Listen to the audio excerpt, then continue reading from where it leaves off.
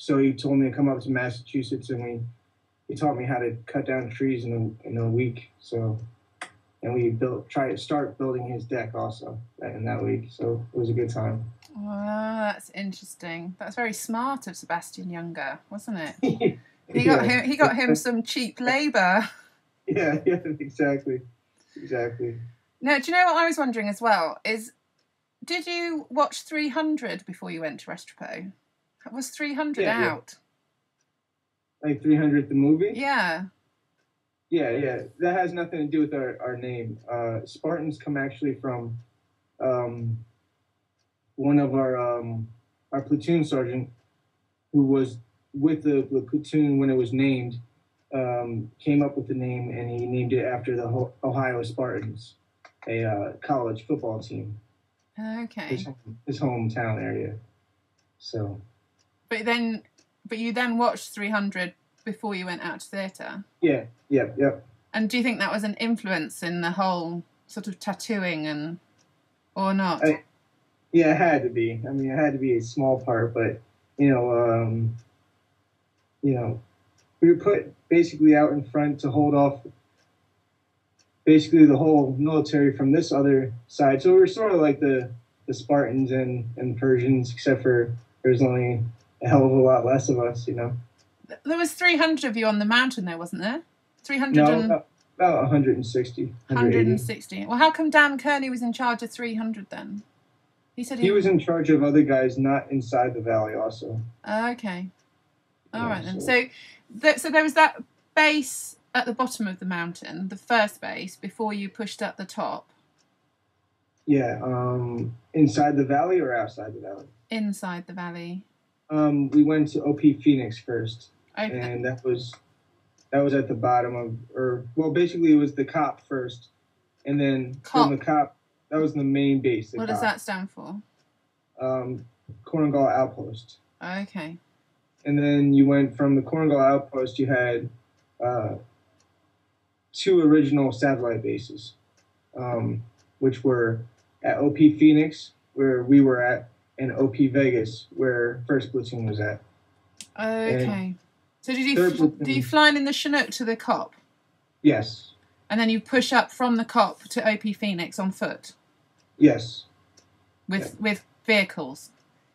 Vehicles sometimes, but there was no vehicles stationed at OP Phoenix. There's only vehicles stationed at the COP. So you had to borrow them and then send them back again, like taxis? Yeah. It was just for missions for the trucks. So. And what about the water supply? How did that get in?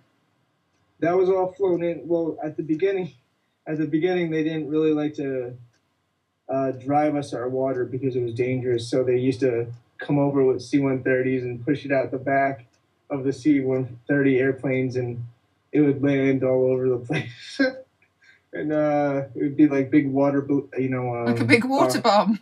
Yeah, big water bombs everywhere. So we'd go back out there with the guys at the COP would go out there and get them. It was a pain in the ass.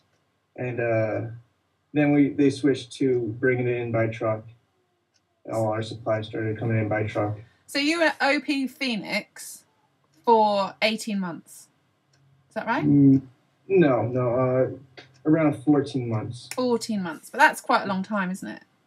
Yeah. Do you think that was the longest year of your life? No, I've had longer. The year afterwards was the longest year of my life. The year after I got out of the military and started working towards getting over that I wasn't going to be in the military anymore was the longest year of my life. Actually, looking back on it, that 14 months in the Korengal Valley was some of the best times of my life. So it went too fast at some parts. Yeah, I love the energy in the film, actually. I think, I don't know if have you watched my interview with Tim Hetherington?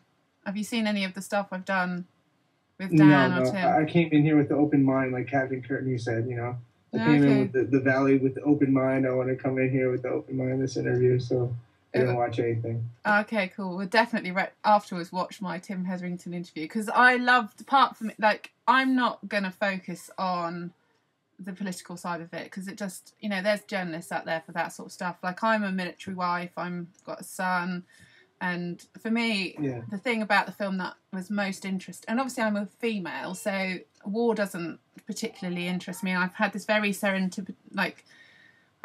I've been drawn into this film and this book, War, and now Tim's book, Infidel, without really looking for it. It's kind of, every time it's been presented to me by someone else and I've been told that come and look at this, and for work, really, not because I think, oh, what I really want to do is read a book about war.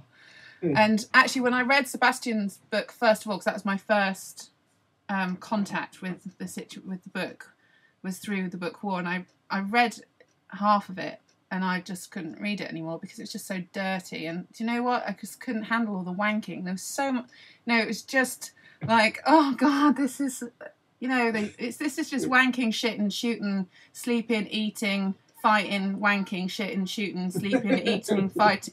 I was just like, this is, and it's kind of smelly, and it's just like really male. Like, the whole thing was, and I read it and I was just like, men need war. I just thought, this is what they need. They need to fight. They need to be men and do this. As unfortunate as that is, yes, it is. It's very necessary for some kind of group of men. And people replace it with sports. I mean, sports teams and stuff like that are very, very, very similar to guys up on that mountaintop. Like, they'll replace it somehow, some way. Guys go into clubs, other guys go into, gangs, fire department teams and stuff like that. All these things are based around male societies that bond has to be there. Guys have to do that at some point. Have to compete and and just joke around, give each other shit, and just. And smell. And fart. And like Jackass. It's like Jackass, isn't it? It's like Jackass on that mountain. And this sort of life is sort of like Jackass to every man, yes. Yeah, I know. I was just like, I couldn't. Well, I kind of knew it, and it sort of freaked me out because I'm growing one.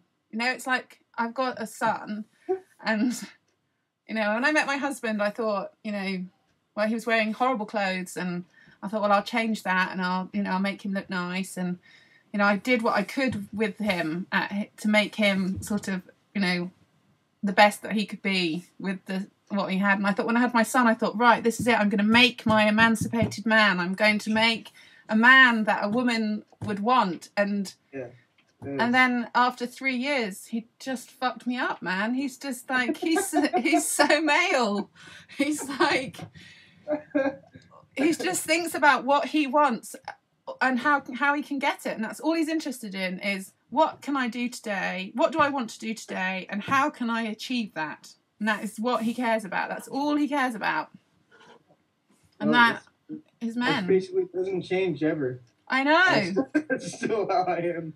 Still my basic needs every day. Yeah, well, exactly. And it was and for me, that was almost harder to watch than the war bits, because that was part of, I'm married to the military, and for 10 years I've known about the job, and my husband's been in Afghanistan since quite early, so quite close after September 11th. So I've seen the campaign evolve, and it's quite interesting that you went to Korengal and it wasn't necessarily the conflict that the int had given you. I think that's what I got from it, that your intelligence was that you were going in to fight the Taliban.